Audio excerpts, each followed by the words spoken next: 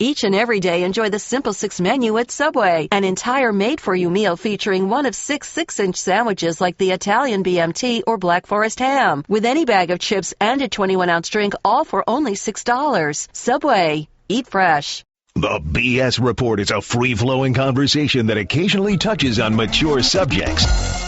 The BS Report. The BS Report with Bill Simmons. Welcome to the BS Report, taping this on a Tuesday morning, Southern California time. I'm still licking my wounds from the pass interference that wasn't called on Rob Gronkowski. Come on, refs. Steve Kerr on the line. Steve Kerr, you watched that game. I was going back and forth between the Clippers and the Grizzlies, and the Pats. So I agree with you. I'm with you. I'm not a Pats fan, but that was pass interference, right? I mean. It was very, at the very least, a 5-yard defensive holding. You're not allowed to do that, and that's fine. We probably lose anyway because it would have been 5 yards. It would have been one play from the 13-yard line. Odds are we don't score, but to have the flag picked up, come on. But the way I understand the rule, once the pass is thrown, if the hold occurs after the pass is thrown, then it's pass interference, right? Yeah. So it should have been at the one, and I guess the ruling was that it was uncatchable, but I don't know how you rule it's uncatchable when it was 5 yards shy of him. How do you know Gronkowski wouldn't have been able to turn around and try to actually make a shoestring catch with right. If the guy hadn't been draped all over him. So. And on top of that, in the previous series, they had just called the Pats for pass interference on basically the same play where the guy was getting mugged, the ball was uncatchable, but they said, oh, no, he was getting mugged, that's a penalty. I can't believe I'm agreeing with you on all this Patriot stuff. I know. Well, it's funny. Like, people are like, well, you guys had the tuck rule. It's like, well, just in a vacuum, when a football game gets decided on a bad call, I should be allowed to complain about that. I mean, that's, yeah. That's the way it is. You should, especially on a podcast with me. It's someone who has nothing to do with the NFL. So I like that you're venting. This is perfect. All right, let's talk hoops. So, biggest surprise for you through 3 weeks of the NBA season? In either direction? Yeah. Probably Cleveland. Not that I thought they'd be great, but I just felt like they were a team that was maybe ready to emerge and be, the seventh or eighth seed in the East. Mike Brown's an excellent defensive coach, and Kyrie is so good. Barry's out healthy. I just thought they'd be pretty good, and right now they're kind of a disaster. Yeah, I was leaning more before the season towards them being a disaster than them being good, just because I thought. I thought the roster was poorly constructed. They had a lot of redundant guys, right? Like Kyrie and Deion Waiters are both guys who like to have the ball, and then Jared Jack also likes to have the ball. They had all these power forwards that are all basically, at least the last time I checked, all power forwards. Anthony Bennett's a power forward. Varejão's a power forward. Tristan Thompson's a power forward.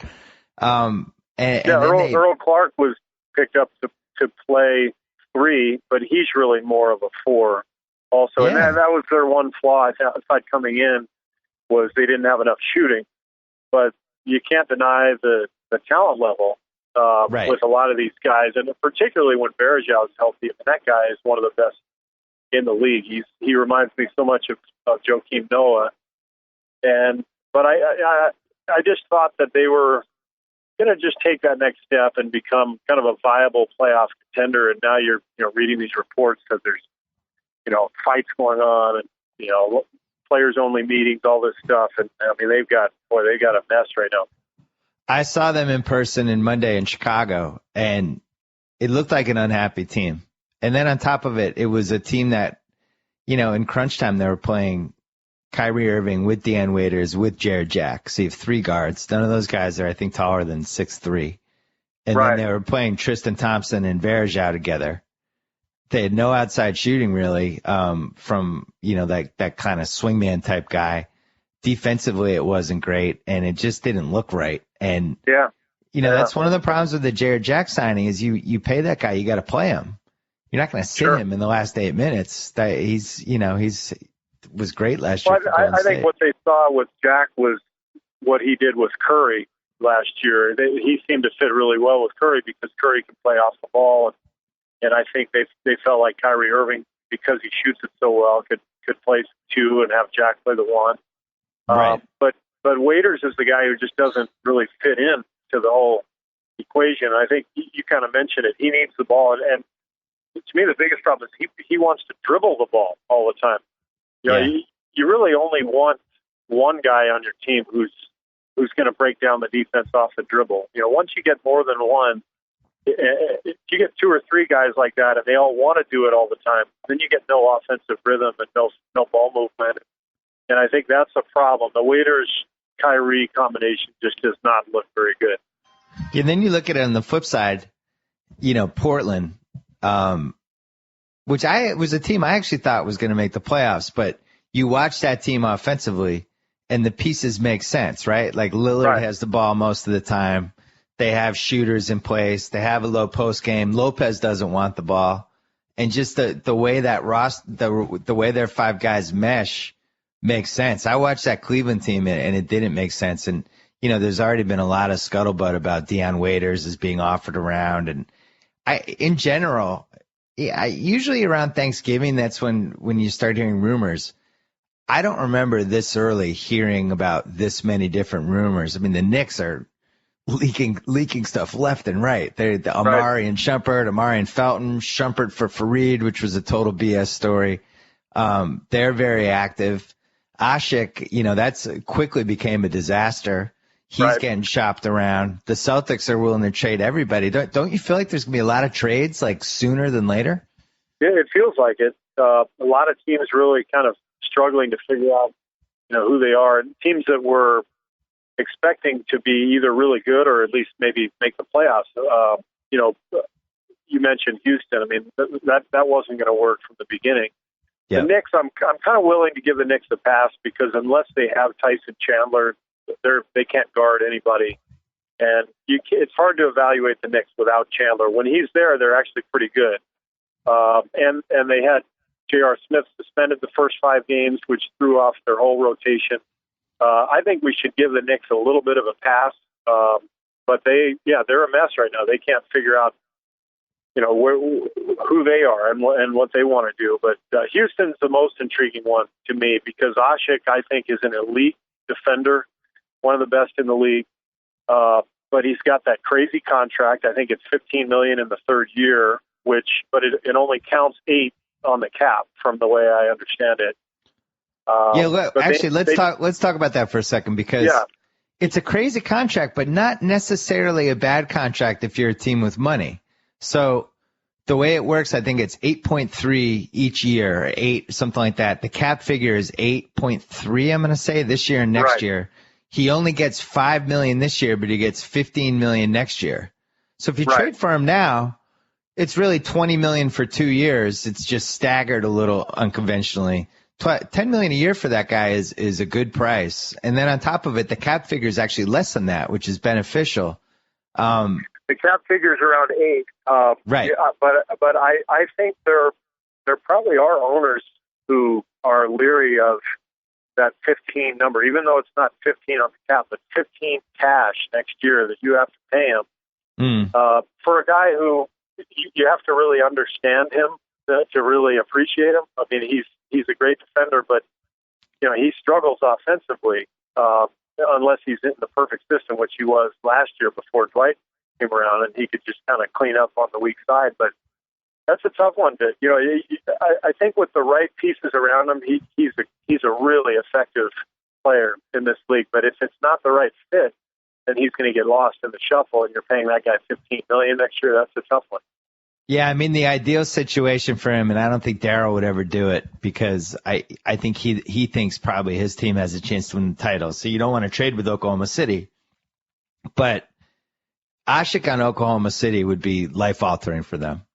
And it's conceivable. Like, they have Perkins' contract that expires next year, and he's going to be out of the league, and that's a terrible contract. But if you give up Dallas's number 1 pick that they have the rights to this year, and their own number one pick, plus Perkins, the contract just as the cap figure to take Asik back, that's a trade that makes sense to me. And then Darryl could use those first-round picks and try to spin them into something else.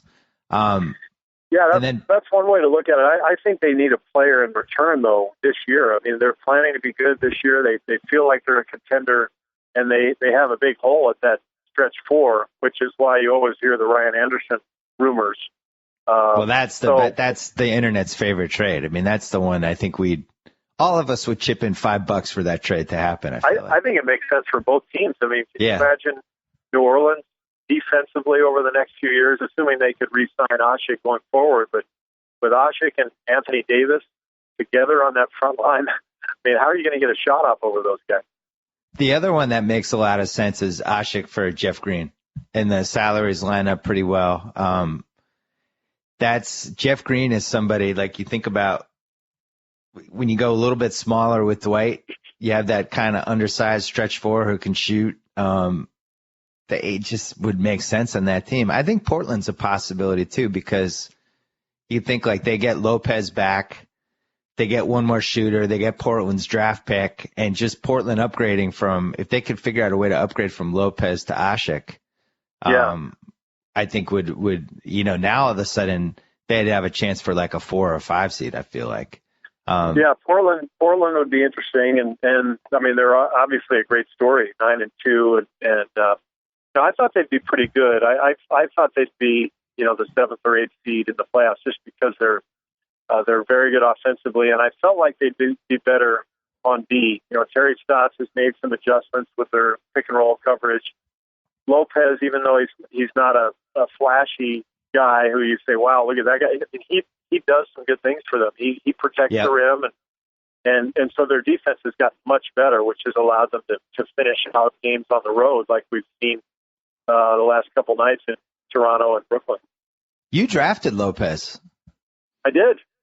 So you have to take that for what it's worth. Maybe I've got a little bias going, but I just think if you want to really compete, in the NBA at a high level, you have to have rim protection of some sort. And like Chicago 2 years ago, the reason they were so great and they were in the conference finals with Miami was their bench play with Gibson and Asik coming in together was so devastating defensively.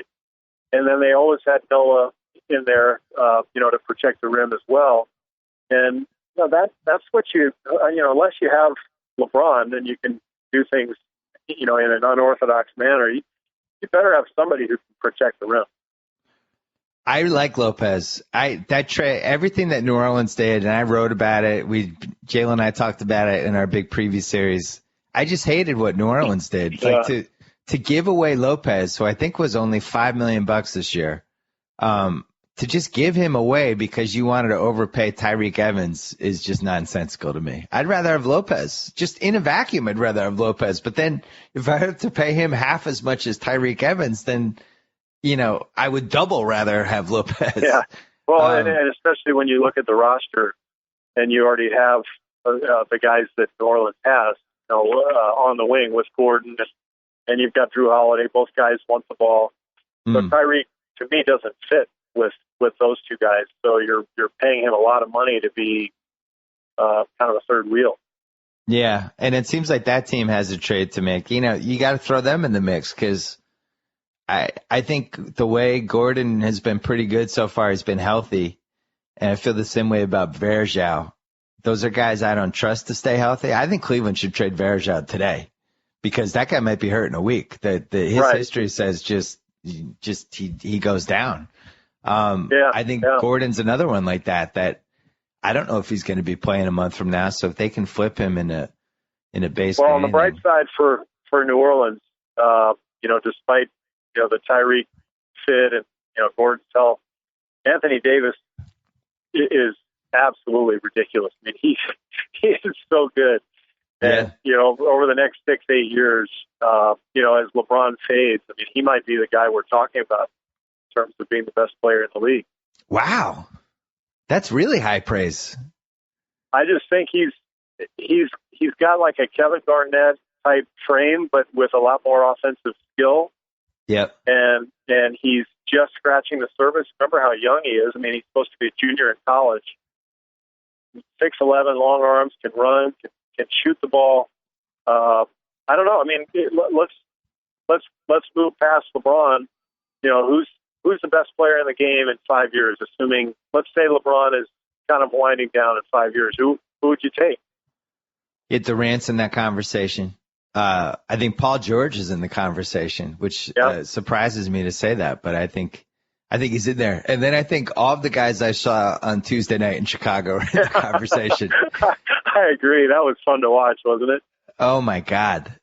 I don't even know who the best one's going to be, which is so cool. You know, I think the last time this happened was Durant and Odin, where we just went back and forth, and there was really no way to win the argument. But everybody kind of put their feet in, and this time around you have three guys instead of two, which makes it so cool. And I don't even know anything about the Australian guy, but everybody swears that should be in the conversation too. And then Marcus Smart, who people say just made a leap from last year to this year, and also made a really smart decision not coming out. I feel like he was the one point guard who really played it the right way and waited an extra year. But don't you feel like just the crazy amount of talent in this draft is almost going to dominate this NBA regular season in a lot of ways? Because if you're not in the mix for a title, you want to go the other way. This is the 1 year you definitely don't want to be in the middle, I think. Don't you think?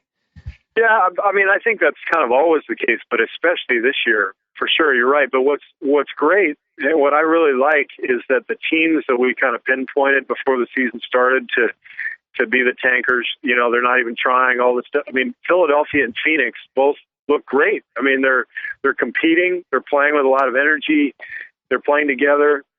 Now, I don't think it can last over time, but it is good to see that teams are trying, even if some of their front office moves are geared towards, you know, having a down year, because you just don't. The biggest thing you worry about, you just don't want to see teams just not try. I mean, that's the worst. I hate that. And yet, you're right. The best way to be elite and to ultimately be in that top tier is to find a way to get Jabari Parker or Wiggins. So it's a weird dynamic in the NBA. I think the one team that has definitely played it the right way, and maybe right isn't the right word, but if the goal is to get one of those three guys, they've done the best job at getting toward that goal is Utah.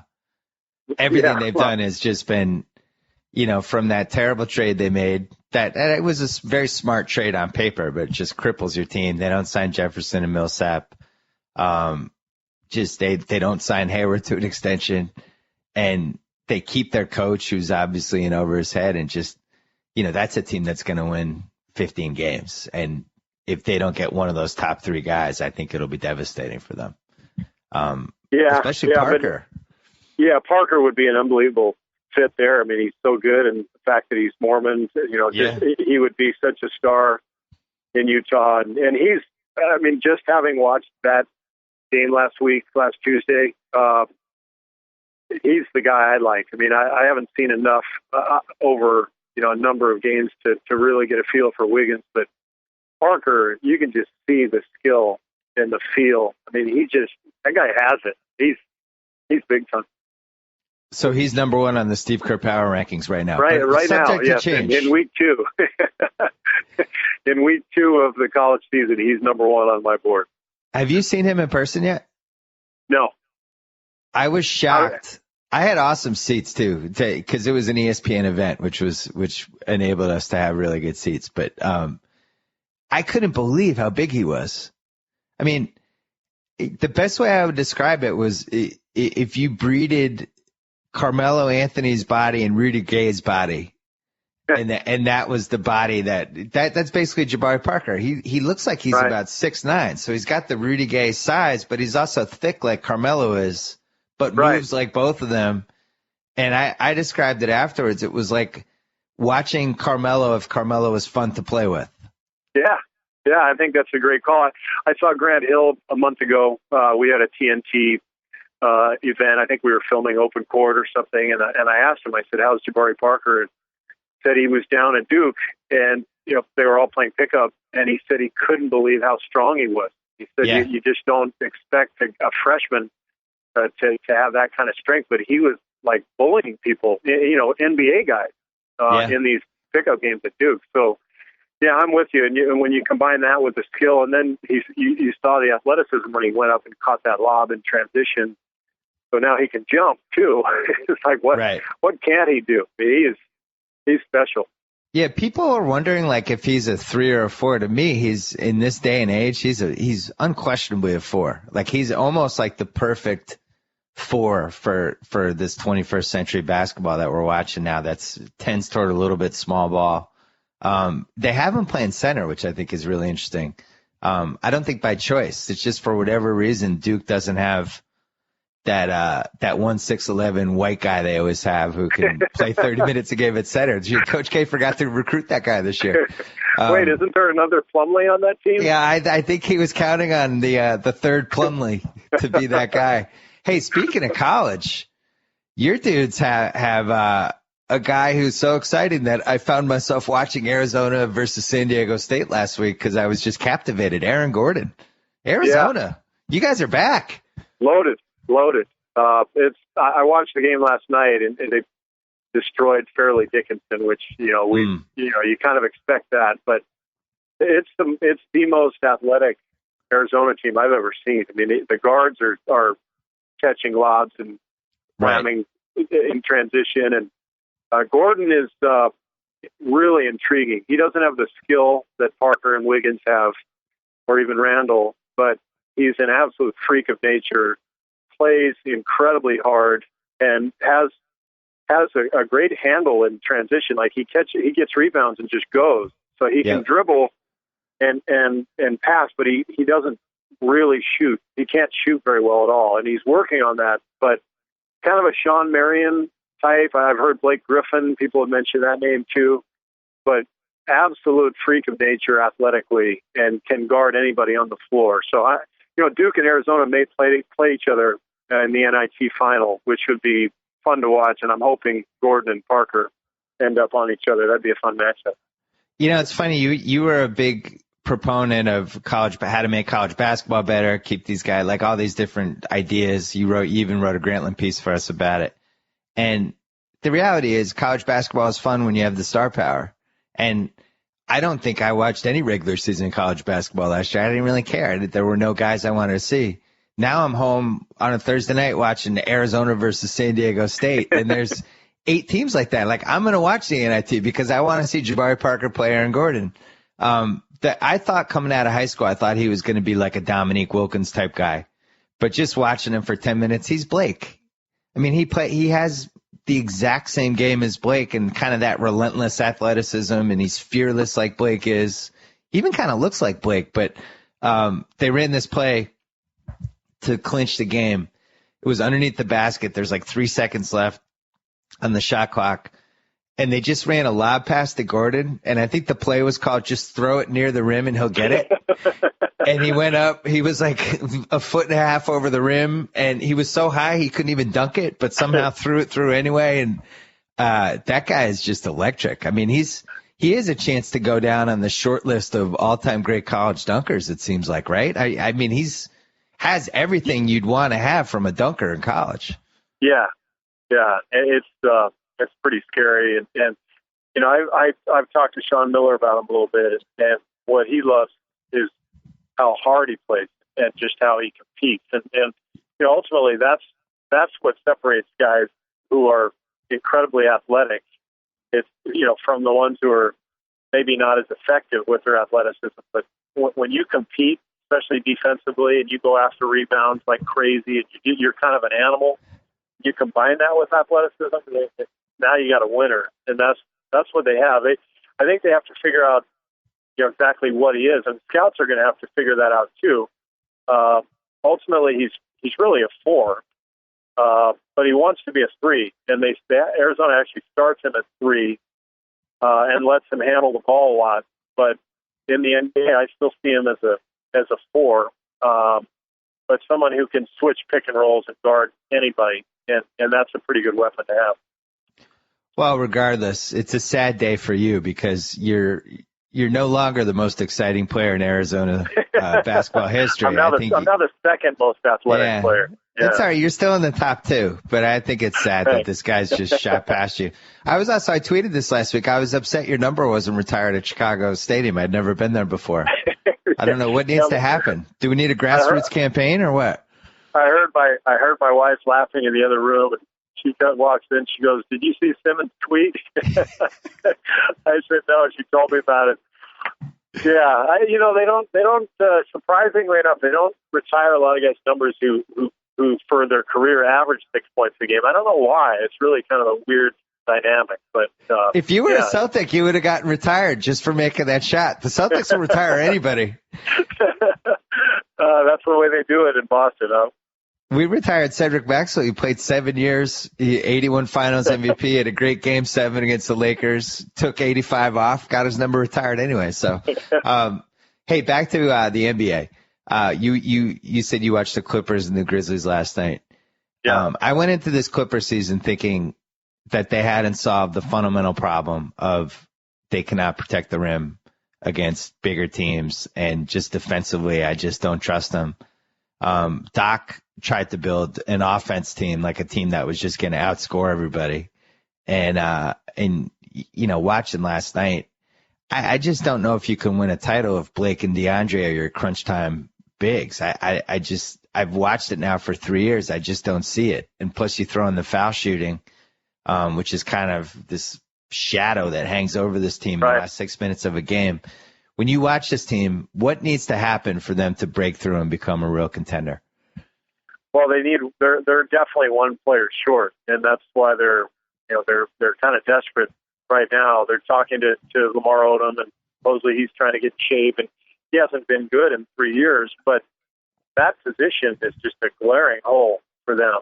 The backup big, kind of stretch four, somebody you can close a game with at the four in case DeAndre's not making his free throws, whatever. But right now you look at their roster, and Mullins isn't really that guy. No, he's not good enough. No, sir. Right?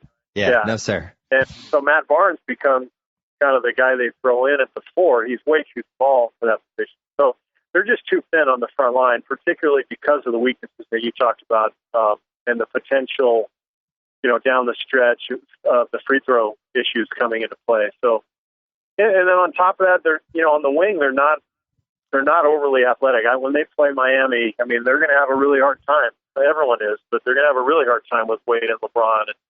So I really like the Clippers. I think they're very good. They're going to win a lot of games, but it's tough to see them winning the whole thing unless they make a move. Super entertaining team. I don't think they have a chance to win a title with the roster the way it is. And I actually think I've seen them twice in person. I went Saturday night and against the Nets, a game they almost lost because Mason Plumlee had the night of his life. But I think Jamal Crawford is the guy that I would think about moving if I were them. Like, he could disappear tomorrow, and I don't know if the ceiling of that team really changes, because the bottom line is they have Redick and they have Dudley and they have Matt Barnes. I like Willie Green. I never understood why they signed Darren Collison, but I don't think they'd lose a lot if they lost Jamal. It's hit or miss. They always feel like they have to play him in crunch time. If there was a way to trade him for that guy you're talking about, and whether it's a 3-way deal that has Ashik in it, or whether it's Spencer Hawes, somebody like that, another 3-way deal or whatever, to me, that's the move. I think they have their first round pick that they can trade this year. I'm pretty sure. They had to give up a first to Boston to get Doc, right? But it was for next year. Maybe somebody has their first round pick already this year. Well, if it is, I think Crawford has trade value. Oh, I agree with that. I think, and I like the way you're thinking. I think that's the obvious guy to go, because he isn't the one who makes them great. Chris Paul's the one who does that. And since you have Redick and Dudley, I think you're covered. I mean, Crawford's going to win some games for them this year because he can just be electric. But in the end, he would be the guy to bring somebody else who's a fit on the front line that would round out their team and make them more balanced.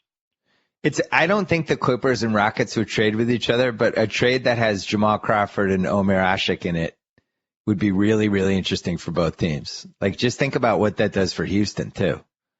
That now you could put Jamal Crawford out there with Harden and Chandler Parsons and Dwight Howard and Jeremy Lin and just go small ball slash and kick attack. I mean, it would be devastating. I don't know who you'd guard, but to me, Houston's biggest issue right now is defense, not offense. Yep. They're averaging like 107 a game, and they're not even clicking. So I don't think they need more offense, although a stretch four would make them like really unguardable.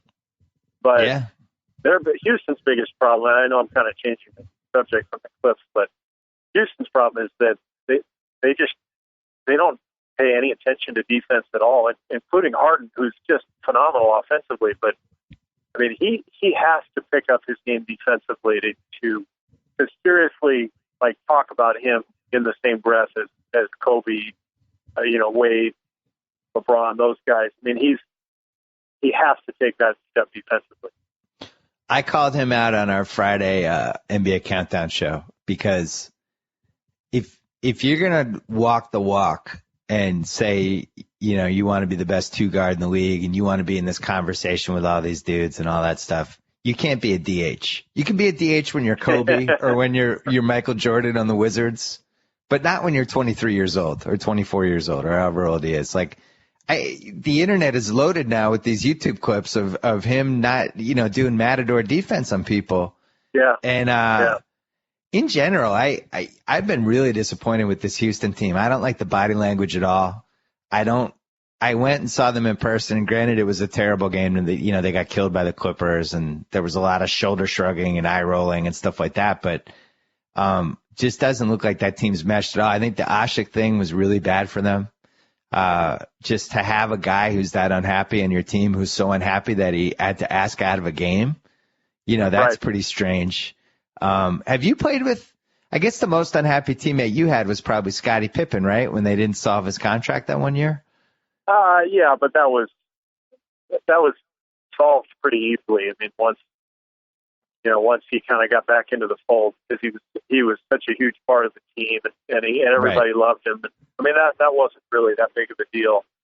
But yeah, the Asik thing, it forced McHale to play him with Howard together. The only way they could get their money's worth was to play them together for 10 minutes, and those 10 minutes weren't effective. And so all of a sudden now he's upset. But when you see championship teams, you've been watching the NBA for a long time. Every NBA champion has something in common, and that's a defensive gear that they can go to make 5-6 stops in a row, where you just shake your head when you're watching. You're saying, "Wow!" I mean, that was incredible. Just the level of effort and intensity, and that's what I respect about Miami so much, is that when push comes to shove, they have that gear where they just stop you and devastate you. And Houston, I haven't seen like one stretch, and I watched them. I've already had 2 of their games. I've watched a couple more on TV. I haven't seen one stretch defensively where they made me say, "Wow!" And that has to happen if they're going to be a real contender. Yeah, and throw the Clippers into that conversation too. Same thing. Yeah, exactly. Your hero Zach Lowe wrote a piece today about the Rockets and had a thing in there about just the deterioration of Dwight Howard's post-up game. And Zach made a point, which was a good one, that even though Dwight was never McHale or Hakeem or Duncan or any of these guys in the low post, he used to be overpowering, and he used to have plays where he, like a little bit like Shaq. If he got the ball in the right spot, he would just turn around and dunk over whoever, and that's not happening anymore. And physically, he looks like he's moving a little better than he did last year. I wouldn't call him overpowering. You've seen him in person twice. What did you think? I think he looks better than last year. His rebound numbers are off the charts, but he's not the same guy that he was 4 years ago. That's for sure. I mean, you're right. He used to be really powerful around the basket, and I think Sam Van Gundy was a for him too. I mean, he really played him the way Dwight needs to be employed. Just offensively, ton of high screens, rolls right to the front of the rim, floor spacing, and he put him in positions where you just couldn't stop him, and he would finish those plays. And now he doesn't finish them quite as often, and that's a pretty big deal because you need those extra 2 or 3 easy hoops per game that he's not getting anymore. I think the foul shooting, I said this to Zach. I talked to Zach this weekend. He was, I knew he was working the column, and we were just talking about Dwight and what could be fixed and not fixed. I do think as somebody's career goes along and the foul shooting becomes a bigger and bigger problem and just doesn't go away, I think it affects their game. And I know for a fact this happened with Antoine Walker. I watched it. I was going to those games. When he started struggling from the free throw line, it changed how he played. And now all of a sudden when he's driving to the basket, he's doing those quick shots because he doesn't want to get fouled. And he's choosing situations where there's no contact over situations with contact. And I wasn't there when this happened to Wilt, but apparently it happened to Wilt Chamberlain too once upon a time. You start settling for these shots that aren't the shots you were making earlier in your career. And I do wonder if that's happened to Dwight. And I wonder if it's in the back of his head at all times that he just doesn't want to get fouled. Yeah, for sure. I did their game last week, and I read a lot of stuff beforehand, and he was really open. He's been very open with the media about the fact that he's just completely messed up mentally at the line during games. And, he says he shoots 100 free throws every day in practice. He's routinely making, 80, 85. Kelvin Sampson, the assistant coach, backed that up, validated it. So it's entirely in Dwight's head, and you're right. That's really ruined some careers. I mean, Andres Biedrins was going to be a really good NBA center until the free throws got him, and then he just completely lost all confidence. So yeah, it can happen, and I think fortunately for Dwight, he's making enough where it's not completely, destroying him, but there have been several games this year where the hack of Dwight stuff at the end of games just totally altered the strategy, and it makes Kevin McHale's job so difficult because there's so many layers to it, including, I did the Laker game 2 weeks ago. In the last, with 2.5 minutes left, Houston had an out-of-bounds underneath play, and they inbounded it to Dwight. Or I should say 1.5 minutes left. So they inbound the ball to Dwight because he was the easy target, and Gasol just grabs Dwight. And that was the key to the whole game. So if you're McHale, now all of a sudden you have to remember and devise a whole different out-of-bounds system in the last 2 minutes. Otherwise, because Dwight can't catch the ball. So all that stuff just kind of sucks the life out of the team too. It's demoralizing, and there's just a lot that goes on with that. Yeah, you did that Laker game. I thought D'Antoni, I actually thought it was a brilliantly coached game by him. He went into it thinking we're just going to ruin Dwight mentally as this game goes along, and they did. And you see it a little bit with the Clippers with DeAndre too. It's this shadow that hangs over every close game they play. I personally absolutely detest the Hack-a-Shaq rule. I just don't like it. I don't think it's basketball. It's not something that would happen in, if you played pickup. It doesn't resemble anything close to entertaining. It grinds the games to a halt. I think it's excruciating to watch. I just hate it. And it feels like there should be some way to interpret whether there's a deliberate foul to somebody who doesn't have the ball. It feels like that should be an illegal. It should just be a technical foul and you get the ball back. Yeah, it's illegal in every other league in the world. I mean, in the college game, you can't do that. Internationally, FIBA, you can't do the automatic away from the ball foul.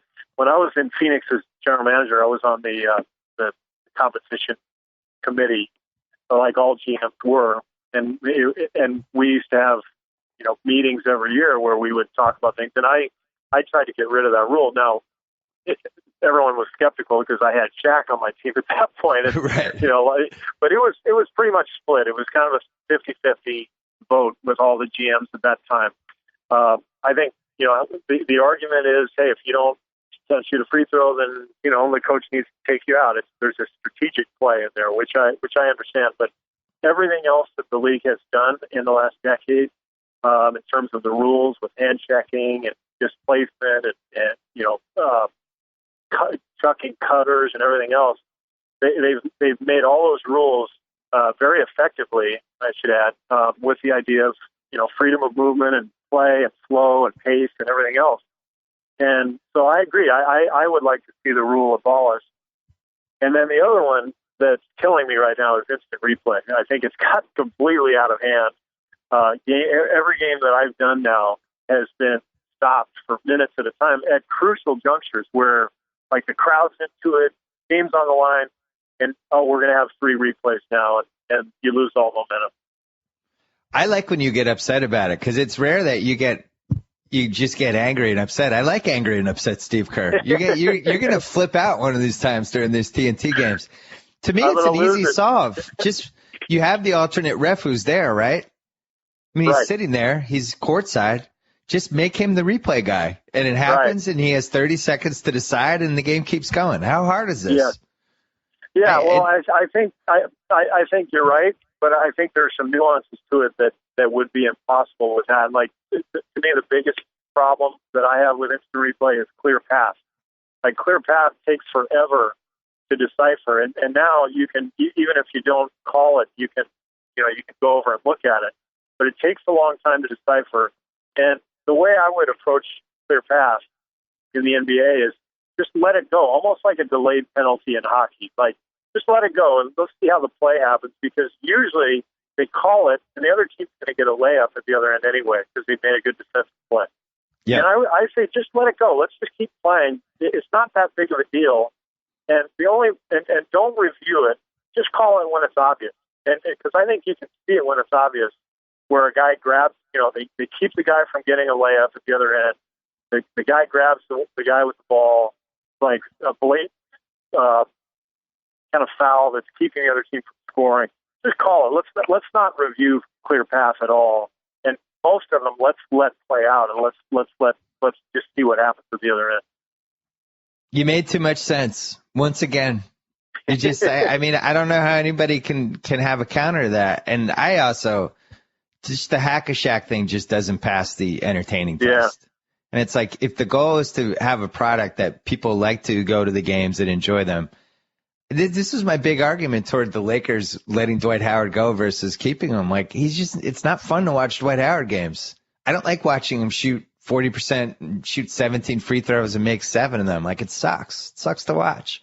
I agree, and from an entertainment standpoint, and also I think in the end that was the best thing that could have happened to the Lakers, was not having him agree to a $22 million a year salary for the next 5 years, especially with the cap rules the way they are now and how inflexible everything is. I wouldn't want that contract on my books, trying to build a championship team, because he's not LeBron. He's not that guy who you can just build around. He's a very good player, but he's not that guy that you need. He's also not a leader at all, which is something I'm always reminded of every time I watch a game in person. He has no leadership qualities whatsoever. And I do think at some point, leadership could be overrated from time to time. Not everybody who won a title was a leader. But at the same time, you're building a team around somebody who doesn't inspire anything from his teammates, really. It doesn't seem interested in doing so. Yeah. I think that's a problem, And then if you have him and James Harden, that's something James Harden has to be better of. He's kind of, I love James Harden, but he's passive as well, And I think that's something that Westbrook doesn't get enough credit for. Everybody picks apart Westbrook.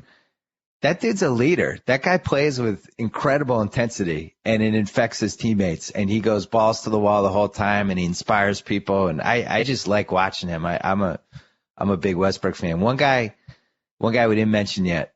It's sad. We might have to raise the BS or lower the BS report flag to half mast for this part of the conversation. It looks like Kevin Garnett, he's not done yet, but he might be close, and he's a step slow. And I've watched a lot of games that guy played over the last 5 years, and if he was a pitcher, it's the difference between he used to throw 93 and now he's throwing 87. And it is what it is. And I don't know if it's going to get better or not, but Brooklyn is 3-7. It's not great. Darren Williams is already hurt. They look slow. They don't get fast break points at all. It's just a slow team. It's almost like a team out of the 1970s. If you're a Brooklyn fan, would you start to panic yet? It's not quite panic time, but it's nervous time. And I think if you're a Celtics fan, which obviously you are, you're salivating right now because you basically have their draft for the next 5 years. I mean, it's incredible. You have 3 of their first, and in one of the years, in the other year, you can swap. All right, the fourth year you can swap. So this year, 2014, they get the lower pick between the Nets and Atlanta. The team that's really excited right now is Atlanta, who actually are probably going to have a better record than Brooklyn unless they blow that team up. So the Celtics get the worst pick from that. They get unprotected in 16 and 18, and they have the right to swap with Brooklyn in 17. It's pretty tasty, Steve Kerr. It could be a disaster, and I think people acknowledged that when it happened, that it was for Brooklyn. It was, hey, we're going for it, and we got a shot here. Let's go for it. And for Boston, it's all right. Well, we're playing for 5 years from now, but this is a pretty good opportunity to get some great young talent. And I mean, right now, obviously, it looks like it's going to be a home run for Boston, but long way to go. And Brooklyn, when they get healthy, they're not going to get younger, but they are going to get healthier, and that's that will help. But what's interesting to me is we have one of those potential division disasters. Where the division winner automatically gets the 4 seed. Right. So in the Atlantic Division, if everything just falls completely apart for all those teams, you could have like a 30-win team winning the division.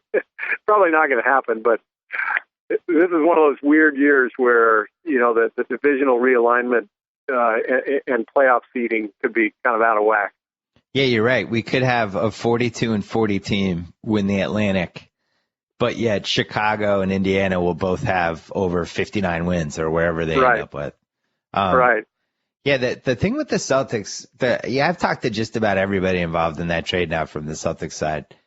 And I don't even think initially it was like, oh, they did this trade because they're just trying to ruin next year's team because they want to bottom out. I don't even think it was really about that as much as I think it was just a great offer. And the thinking was Garnett had a chance to break down this year. Like they knew that. Pierce was heading into the final year of his contract. He's entering the 16th year of his career. He had a chance to break down too. He hasn't yet. He's looked okay. But I think they just wanted all those picks. They just felt like, all right, well, we'll see when Rondo comes back, and either we'll bottom out next year. If Rondo comes back early and we hit a home run with our coach, maybe we go the other way and we have all these assets that we can try to trade, and try to get good right away. They're in a much better place. I think watching Garnett and Pierce this year and thinking about them on this Celtics team with Brad Stevens and all these weird pieces they have, and I just think it would have been a weird season. I hated the trade when it happened, but I think I was wrong. It was the best trade for them. Yeah, no, I mean, for the future, it was absolutely the right thing. It was a painful trade for Celtics fans. But what did people in Boston, what were they saying about Danny Ainge when the trade happened? Were they upset with him? I think it was just one of those, the trade made sense on paper. We get it. But you're trading a guy, Pierce is 15 years on the team, and a guy who we went through every possible stage with that guy. And then KG was just beloved. And, it makes sense on paper. It's worked out great. But on the other hand, like my dad texted me on Friday night, he went to the game. Portland beat them in Boston. It was my dad's first game of the year because just for whatever reason hadn't been no game yet. And he was just like texted me in the second quarter, this sucks. Really, this is brutal. Like this team is, they have the 3 best players in the court, Portland. And, we're running plays for Jeff Green and there's no energy in the building. And this just really sucks. Yeah. And you know what, though? He would have sent the same text if Garnett and Pierce were running up and down the court at half speed, and they were losing, and there was no hope for the future. So I think Celtics fans were going to go through some pain regardless. I agree. And the good news is the coach has been incredible. He's just watching game in, game out, just the plays they run, the stuff they get out of bounds. Yeah, he's how sharp. prepared everyone is. Whole team plays hard. They've been in every game. It's definitely not one of those teams that you watch and you go, ooh, like this is bad. This team's not on the same page. On the flip side of that, the Jason Kidd buzz is really starting to build here. I went Saturday night, saw them in person. I thought their bench was really locked in. The team was playing hard. He seemed a little overwhelmed. I just got emails yesterday from people I know who went to the Nets game who said he just looked over his head last night. I know you've been watching. Is it too early to get concerned that he might not be a coach? It's 10 games into his coaching career, so it's definitely too early. The problem is that he's just been thrown in this almost impossible circumstance where they have to win this year, and he's got to figure out what he's doing, and he's got a bunch of old guys and some injured ones. So he's in a really difficult spot, and he's in New York, and he's in the spotlight. So yeah, there's a lot of pressure on him. I think he's going to be fine.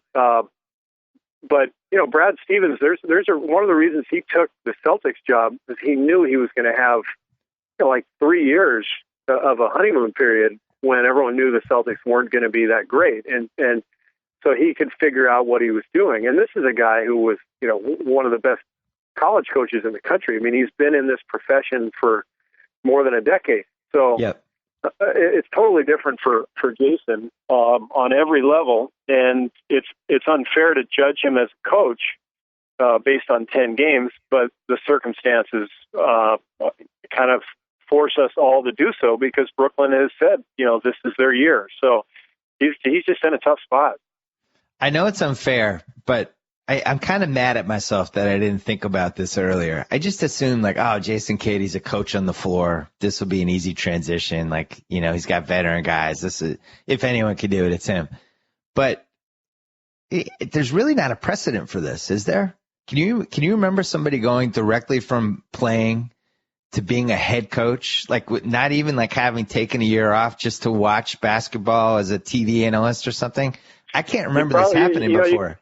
You'd probably have to go back to the late 60s, early 70s with the player coach with Lenny Wilkins or Bill Russell. But that was such a different era, obviously, especially in terms of the scrutiny or lack thereof. But the scrutiny here is the big part of it, right? I mean, it's not like he's just taken over the Orlando Magic. This is one of the most high-profile teams we have.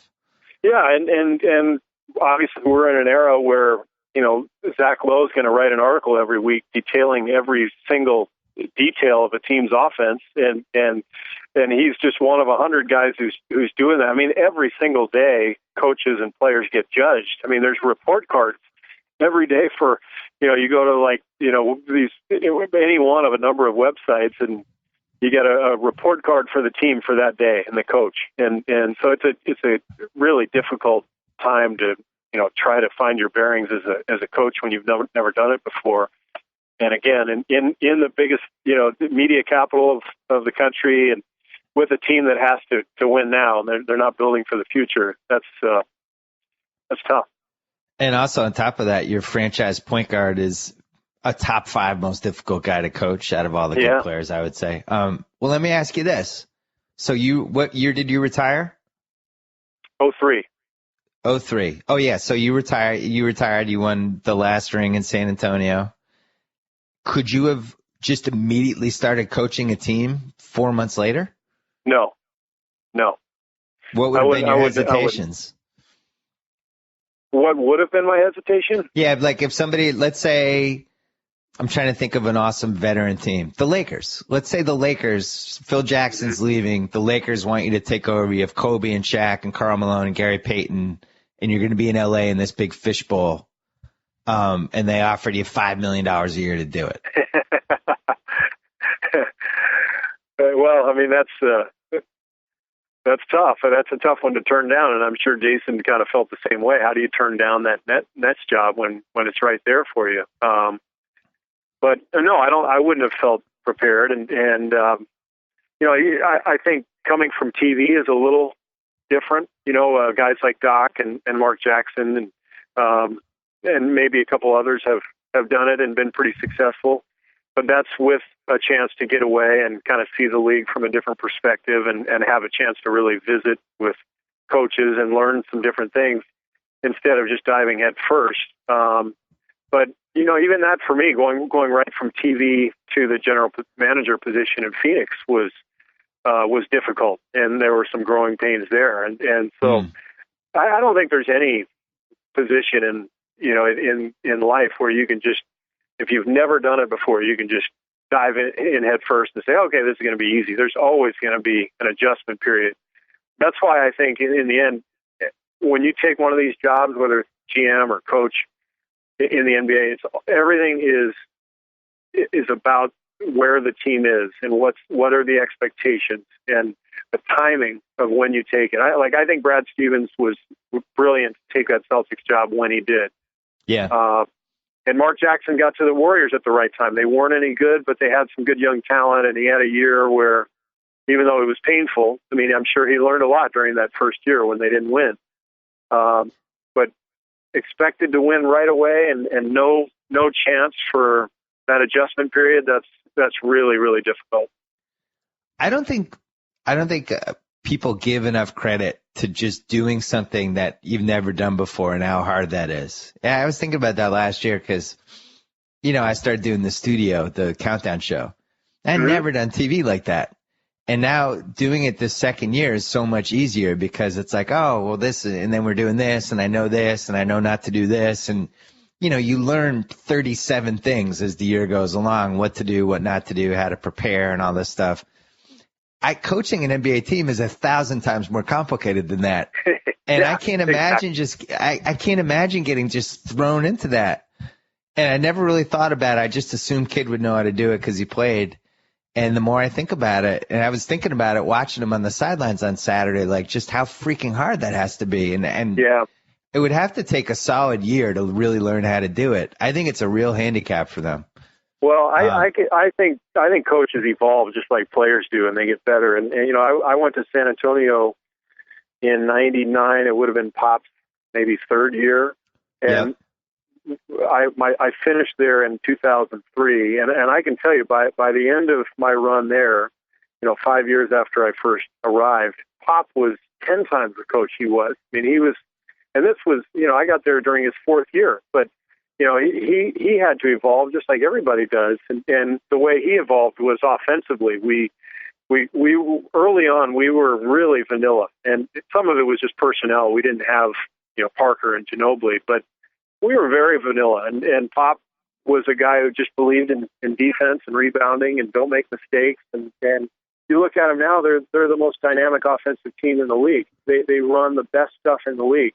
We didn't run all that stuff. And again, we didn't have that dynamic backcourt talent, but Pop, my point is Pop has gotten much better as a coach, and that's going to be the case for everybody if they do it long enough and they get good at it. They're going to get better. But he wasn't Pop the first day he coached Spurs. He wasn't the same guy that he is now. That's for sure. And he also had the benefit of he took over during that season when they were tanking for Tim Duncan. That's and right. got basically a 50 game or 60 game, whatever it was, little trial run there to work on stuff. But you look at guys like Vogel and Spoelstra. Vogel was working video and doing. He worked their way up. Yeah, worked his way up. Spoelstra, same thing. George Karl and Phil Jackson both coached in the CBA. It's like anything else. You need work. You need some experience. And I think, the environment in which you gain that experience is really critical in the NBA. And I think you can do it. I think guys have proven they can do it right away if they're given a team that needs to grow, and they can grow along with that team. Right. But when the expectations are off the charts right away, that's as I've said, it's pretty tough. Yeah, fascinating story to watch, and so one of the really good subplots of the season, I feel like, because it could be a disaster or it could be something that if he gets good at it quicker than usual. I still like the guys on that team. I think they're actually built better for the playoffs when everything slows down, but they got to make sure they don't get knocked out of this whole thing completely. Last question. Oh, go ahead. No, I was just going to say, and I also like Jason Kidd's potential as a coach. I mean, I think he's got the temperament that you like in a coach. I think he's respected. I think he's going to be really good. And we just, it might be that his best coaching comes in his next job, like Bill Belichick. I mean, it didn't work out in Cleveland. It's worked awfully well in New England, but it's circumstantial. So we'll see. Yeah, really, he would have been better off taking like the Charlotte job. Right. Yeah. And just growing with those guys and making the same mistakes they're making. Last question, Indiana. You talked earlier about teams that can crank it up defensively, and those are the teams that can win a title. Indiana's playing the best defense out of anybody. I thought Chicago, you and I both picked Chicago to win the title heading into the season. And one of the reasons I picked Chicago is because I thought they were going to dominate the regular season. I thought the window was open because of the three-peat. We've talked about the three-peat stuff on the podcast before, so I didn't want to run it back, but it's just really hard to three-peat. I think Miami's going to be up and down this whole season. The window was open. You have all these tanking teams. For somebody to just come in and kick ass, I thought it was going to be Chicago, but it looks like it's going to be Indiana. What jumps out about Indiana when you watch them? Just their balance, the fact that they can be so good defensively, but they can also pound you inside on offense with Hibbert and West. They've improved their bench quite a bit with Scola and Watson. I just really like their team. They're well coached. They got a taste last year taking Miami to 7, so they're hungry. And I don't count out the Bulls yet just because of the slow start. In fact, they've won 4 in a row. So I think they're going to be right there. But I worry about the Bulls shooting. I don't know if they have enough three-point shooting. And offensively, they're a little challenged. But Indiana's just very well balanced, and they just kind of grind you and beat you up. And I love their team. I'm not giving up on the Bulls either, because the real thing is, Rose was a little rusty and Noah was banged up those first 2 weeks. He's starting to look like Noah again. The thing that shocked me with Indiana, and your hero Zach Lowe did a great job of breaking this down last week, Lance Stevenson. Who knew he could be like a playmaker? I mean, it was one thing to be like, all right, this guy's the next Tony Allen. Like, I got that, but now they're running plays through Lance Stevenson. Like, what is the ceiling of this now? I don't get it. Who knew? Born ready. You gotta love him. He's been great. He's a good fit with that team. He's really exciting. And I just like that team. That team, you always want to talk about. We always talk about this on the podcast with you about teams that know who they are and they have an identity and they know what it is. And I don't think anybody in the league, other than maybe Miami, knows what they are more than Indiana does. They know exactly what they are. Yeah. And what I love too is that they're old school. I mean, there's so few teams that can really pound you inside and play, inside out physical basketball, because there aren't many low post players, but they've got 2 really good ones. Yeah. And so they can play that, inside pound you. If they were a football team, they'd be the 49ers. They're going to just run the ball down your throat and play defense, and they just kind of wear you down. And you just don't see it anymore with everybody playing the stretch 4 and playing small ball. And that's another thing I like about them is that they're kind of doing what other teams either won't do or can't do, and it makes them very unique. And after watching Hibbert and what he's turned into, I was sitting there on Tuesday night in Chicago watching that Embiid on Kansas, who's probably been playing basketball for 3 years and has no idea what he's doing yet. But he's 7'2". He's an athlete. He runs the floor. He's not like one of these tall guys who like a Thabit who you watch them run and you're like, oh, that's not going to work. But this guy's athletic. And you watch him and think like they should just be showing this guy Hibbert tapes left and right. Just feed him 2 hours of Hibbert footage a night. Just like, here's what you do. Hold your hands up. Jump into this guy's way. And let's hope as basketball fans that Embiid, like Hibbert, like Tim Duncan, actually stays in school, because I'm convinced the only way to develop a low post game is in college. You can't do it in the NBA. It's too hard. Once you if you get to the NBA and you go, all right, now I'm going to develop a post game, you're just going to get destroyed on a nightly basis, and you'll never gain any confidence. So let's hope that kid stays in school for a few years and develops a low post game. Great point. And once again, I'm sorry Aaron Gordon took your title as the most exciting player in Arizona history. I'm glad you've dealt with this. It sounds like you're in a really good place with it. I'm proud of you. I held on to the crown for 25 years or so, and look, it's just time, and I'm comfortable with everything, and Aaron can take that mantle. I'm fine with that. Maybe there's some sort of torch you can pass to him. All right, so you're doing Oklahoma City and the Clippers on Thursday night, TNT. We will look forward to hearing you. BS Report Hall of Famer Steve Kerr, thank you very much for your time. All right, thanks, Bill. So I get to sign off. Whoa. Thank you for downloading the BS Report with Bill Simmons. Too much fun. Check out more podcasts at the iTunes Music Store or at Podcenter at ESPNradio.com. Peace out. Gotta say, Golick, great call on grabbing Subway for lunch and getting guacamole on our subs. Told you this new guac really amps up the flavor. Yep, something adding up things can be great. Guacamole on your sub, a new co-host to replace you. What was that? Oh, no, nothing. Subway now has deliciously rich new guacamole made from ripe Hass avocados with just a hint of garlic, onion, and jalapeno. Discover how new guacamole turns up the flavor on any of your freshly made favorites. Subway, eat fresh.